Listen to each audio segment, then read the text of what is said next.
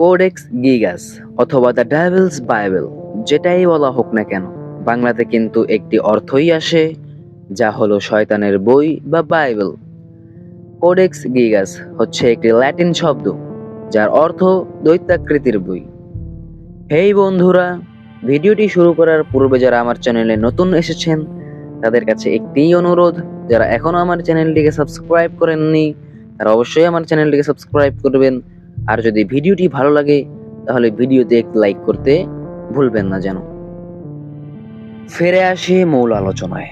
কথা বলছিলাম কোডেক্স গিগাস সম্পর্কে, যা কিনা ল্যাটিন শব্দ, যেটির অর্থ হলো দৈত্যাকৃতির বই।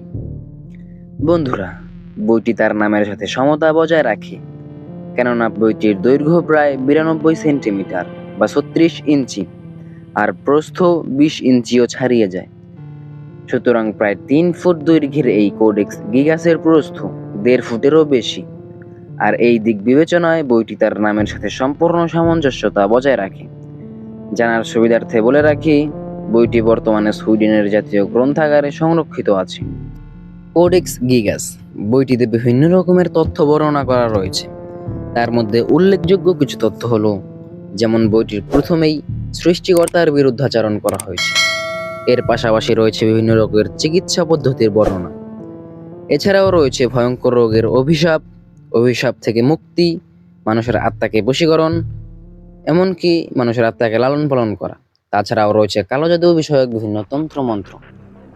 এখন বন্ধুরা, তোমাদের মনে এমনকি আমার মনেও একটি প্রশ্ন ঘুরতে থাকে যে বইটি কে লিখেছে অথবা বইটি কাকে দিয়ে লেখানো হয়েছে।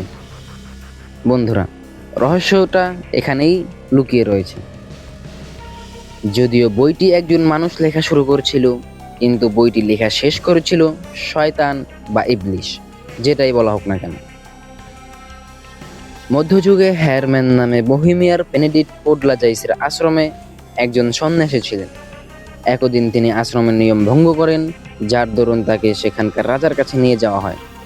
রাজা তাকে শাস্তি স্বরূপ আজীবন বদ্ধ কুঠুরিতে থাকার শাস্তি দেন।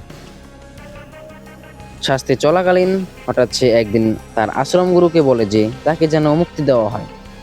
আশ্রম গুরুও কম চালাক নয়, সেও তার কথার পাল্টা জবাব ছুড়ে দেয় যে তোমাকে মুক্তি দেওয়া হবে একটি শর্তেই, তুমি যদি 1 রাতের মধ্যে তোমার সমস্ত অর্জিত জ্ঞান দিয়ে একটি বই মানব কল্যাণের জন্য লিখতে পারো, তবেই তুমি মুক্তি পাবে। তো যেই কথা সেই কাজ। হ্যারম্যান সন্ধ্যাবেলাতেই বই লেখা শুরু করে দেয়। বই লিখতে লিখতে মধ্যরাত হয়ে গেল, কিন্তু লেখা হয়েছে কেবলমাত্র অর্ধেক পাতা। হ্যারম্যান হতাশ। যাকে কিনা লিখতে হবে আস্ত একটা বই, সে কিনা অর্ধেক রাতে এসেও অর্ধেক পাতা লিখতে পারেন। শেষমেশ উপায় খুঁজে না পেয়ে এক প্রকার বাধ্য হয়েই সে শয়তানকে আহ্বান করতে থাকে। সে শয়তানকে এই বলে আহ্বান করে যে যদি শয়তান তাকে বইটি লিখতে সহায়তা করে তবে সে নিজ আত্মা শয়তানকে উৎসর্গ করবে। অতঃপর একটু সময় পর হ্যারম্যানের ডাকে সাড়া দিয়ে উপস্থিত হয় শয়তান। লেখা শুরু হয় কোডেক্স গিগাস বইটির। এই বইটির মূল ধাতু হিসেবে ব্যবহার করা হয়েছে গাধার চামড়া। বইটির মোট পৃষ্ঠা সংখ্যা 310টি। বইটির ওজন প্রায় 75 কেজির মতো। তবে মনে করা হয় বইটির লেখা শেষ করে শয়তান তার প্রমাণস্বরূপ এই বইটির 209 নম্বর পৃষ্ঠায় একটি অভিশপ্ত শয়তানের ছবি রেখে গেছে। তবে আশ্চর্যজনক ও রহস্য ঘেরা বিষয় হলো, শয়তানের স্বাক্ষরিত পৃষ্ঠার ঠিক অপর পৃষ্ঠাতেই পবিত্র শহর জেরুজালেমের ছবি আঁকা হয়েছে। বইটি 1477 থেকে 1593 পর্যন্ত ব্রহ্মভ মনাস্টরিতে ছিল। বইটির প্রতি মোহ দেখে সম্মানস্বরূপ প্রাগের সন্ন্যাসীরা প্রাগ সম্রাট রুডলফকে বইটি উপহার দেয়। 1648 সালে প্রাগের সাথে 30 বছরের যুদ্ধ শেষে বিজয়ী সুইডিশ সৈন্যরা বইটিকে লুট করে এবং স্টকহোমে সুইডিশ রয়্যাল লাইব্রেরিতে রেখে দেয়। তবে 1697 সালের 7 মে সুইডেনের রাজপ্রাসাদের লাইব্রেরিতে ভয়াবহ এক অগ্নিকাণ্ড ঘটে। ফলশ্রুতিতে বইটির কিছু পাতা ছিঁড়ে যায় এবং কিছু পৃষ্ঠা হারিয়ে যায়, যা কিনা পরবর্তীতে আর পাওয়া যায়নি।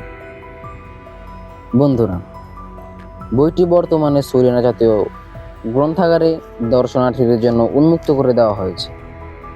তোমাদের প্রথমেই বলেছিলাম বইটি লেখা হয়েছিল মানব কল্যাণের জন্য, কিন্তু আমার জ্ঞান বলছে এই বইটি মানুষের অকল্যাণ ছাড়া কোনো কাজেই আসবে না। যাই হোক, কোন জ্ঞান নিয়ে তারা এই বইটি লিখেছিল তাদের মধ্যেই ভালো জানে। আজকের ভিডিওটি এই পর্যন্তই। দেখা হবে তোমাদের সাথে বড় কোনো ভিডিওতে। ততক্ষণ পর্যন্ত সুস্থ থাকবে, ভালো থাকবে। আল্লাহ হাফেজ।